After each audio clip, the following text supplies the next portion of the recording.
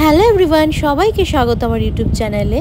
তো তোমাদের সকলকে জানাই শুভ নববর্ষ। আজকে হচ্ছে পয়লা বৈশাখ, তো তার জন্য ভাবলাম তোমাদের সাথে একটা ছোট্ট করে একটা ব্লগ শেয়ার করে নিই। সকাল সকাল সেদিনকে উঠে না ইন্ট্রোটা দেওয়া হয়নি, তো তার জন্যই আমি এরমভাবে ইন্ট্রোটা দিলাম। আর দেখতে পাচ্ছ এখানে ড্রাই ফ্রুটস নিয়ে নিয়েছি। চলো তাহলে ড্রাই ফ্রুটসটাকে খেয়ে নিই, তারপর তোমাদের সাথে কথা বলছি। ব্রেকফাস্টও চলে এসছে। ব্রেকফাস্ট হচ্ছে রুটি, আলু ভাজা আর স্যালাড। তো এখন আমার বেলি মাসাজ চলছে। ঠাকুমার হাতে মাসাজ খাচ্ছে বেবি। এভরিডে এই সময় মাসাজ খায় বেবি। কি গো, মাসাজ করতে ভালো লাগে তো? প্রেগনেন্সি আসার বেশ কিছু মাস পর থেকেই না আমার পেটের মধ্যে খুব ইচিং হতো। তো আমার শাশুড়ি বললো পেটে তেল মালিশ করতে হবে, তাহলে ইচিং ভাবটা কমে যাবে, প্লাস পেটটাও ভাটবে না। তো তার জন্য শাশুড়ি নিজে দায়িত্ব নিয়ে রোজ আমাকে পেটের মধ্যে তেল মালিশ করে দেয়, যাতে আমার পেটটা কম ফাটে, প্লাস ইচিংটাও কমে যায়। তো তারপরে আমি দেখো চান টান করে একবারে ফ্রেশ হয়ে নিয়েছি। আর বছরের প্রথম দিন বলে কথা, ওই জন্য শাঁখা পলা পরেছিলাম আর একটু মাথায় সিঁদুর ভালো করে লাগিয়েছিলাম। বেসিক্যালি আমি অত ভোরে সিঁদুর পরি না, তো যেহেতু আজ পয়লা বৈশাখ তাই জন্য শাঁখা পলা সিঁদুরটা পরেছি। এই শাঁখা পলাটা পরলাম। আর এই যে ক্রিস্টালগুলো দেখছো, এগুলো তানিয়াদিরা রিসেন্ট শ্রীলঙ্কা থেকে ঘুরে এসছে। ওরা আমার জন্য নিয়ে এসছে। একটা দিদিভাই দিয়েছে, মানে তানিয়াদির দিদি, আর একটা হচ্ছে তানিয়াদি দিয়েছে। তো ওই জন্য পরেছি আমি, কালকেই দিয়েছে। আর আরও অনেক কিছু দিয়েছে, এত চকলেটস দিয়েছে, তারপরে ম্যাগনেটস হয় না, ফ্রিজ যে ম্যাগনেটস, সেগুলো দিয়েছে, অনেক কিছু দিয়েছে। তো আজকে আমাদের বাড়িতে রান্না হয়েছে। এটা কি শাক? ঢেকি শাক। এটা পাহাড়ে পাওয়া যায়, এখানে পাওয়া যায় না। এখানে পেয়েছে বলে যে নিয়ে এসছে। দু রকমের শাক হয়েছে। আরেকটা কি শাক হয়েছে?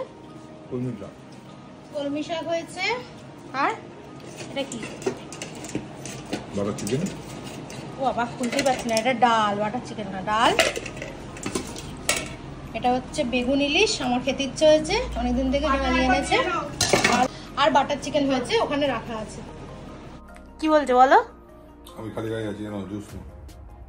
তুমি খালি গায়ে কেন আছো? তো এ খেয়ে খালি গায়ে থাকতে বলেছে। তো এখন আমি জুস খাবো।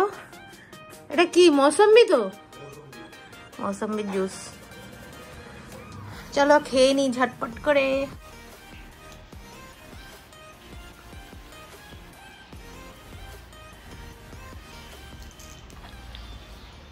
মা, আমার টিপটা কোথায় গেল? টিপ উড়ে গেছে কপাল থেকে।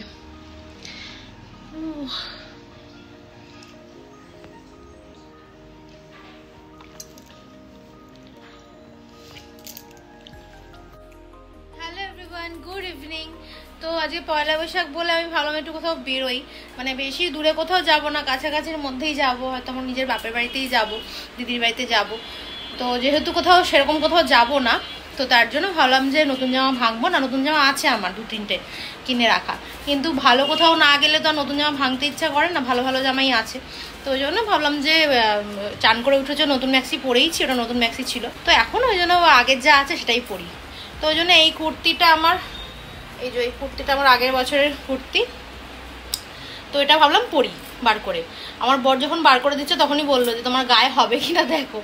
আর সত্যি পরেছি, তো গায়ে তো হয়ে গেছে, কিন্তু না পুরো টাইট, দেখো পুরো হাঁসফাঁস করছে আমি পরে, মানে পেটটা টাইট হয়ে গেছে। এবার কি পরবো বুঝতে পারছি না, মাথা খারাপ হয়ে যাচ্ছে আমার। তো এবার আমরা বেরিয়ে পড়েছি, দেখতেই পাচ্ছ। আর রাস্তায় প্রচন্ড ভিড় ছিল, পয়লা বৈশাখের দিন বলে কথা। আমাদের আন্দুল রোড প্রতি বছর এই দিনকে এরকম ভাবেই ভিড় হয়, দুদিক জুড়ে পুরো মেলা বসে। আর আমি যে ভিডিওটা করবো ফোন বার করে, সেটাও ভয় পাচ্ছিলাম যদি ফোনটা কেউ নিয়ে নেয়। রাস্তায় এত ভিড় মেন রোডে, যার জন্য আমরা ঘুরে ঘুরে ভেতর দিয়ে আসলাম। এসে এই খালের এপার দিয়ে আসলাম, ওপারে যাবো খালের। আমার বাড়ি হচ্ছে এই খালটার ওপারটায়, তোমরা অন্ধকারে বুঝতে পারছো না। হ্যাঁ, এটা এখানে আমাদের ইয়ে হয়েছিল, স্বাদ হয়েছিল, অ্যানিভার্সারি হয়েছিল, ঠিক ওপারটায় যাবো। আর এই ভিডিওটা হচ্ছে যখন আমরা ফিরছিলাম, তখন রাত 10:30 বাজে, একটু একটু ফাঁকা হয়েছে, তাও ভিড় ছিল। জাস্ট এই সবে বাড়ি ঢুকলাম, আর রাস্তার অবস্থা দেখেছো, পুরো এখনো পর্যন্ত ভিড়। এখন 10:30 বাজে, আমি বাড়ি আসলাম, এখনো মানে ভিড় কমেনি, তাও আগের তুলনায় কম। আর এটা প্রতি বছরই হয়। আজকের দিনে, পয়লা বৈশাখের দিনে, পুরো আন্দুল রোড জুড়ে পুরো মানে মেলা বসে রাস্তার ধারে ধারে। আর লোকে পুরো একদম, লোকের পুরো মানে ভিড় থাকে।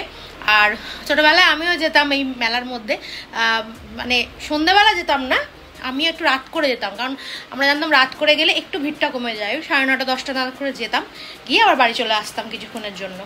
তো লাস্ট কিছু বছর ধরে আর আমি আর যাই না, কারণ ভিড় ভাল লাগে না। আর কিছু বছর কি, অনেক বছরই যাই না। তো তার জন্য এবার তো প্রেগনেন্ট, এবার তো আরও যাওয়ার প্রশ্নই ওঠে না।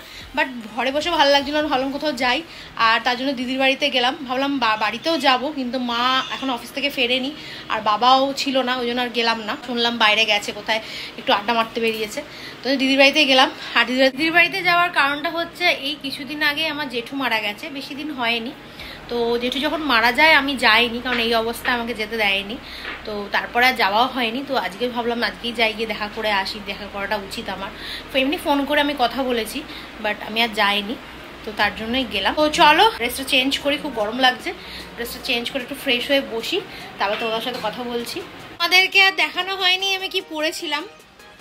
তো এই জামাটা পরেছি, এই জামাটা একটু বড় সড়ো ছিল, এটা গায়ে হয়েছে। এই জামাটাও নতুনই বলতে পারো, তার কারণ হচ্ছে এই জামাটা আমি একবার পরেছি কেনার পর, এই রেখে দিয়েছিলাম, একটু বড় সড়ো ছিল বলে, তো তার জন্য এটা হয়েও গেল।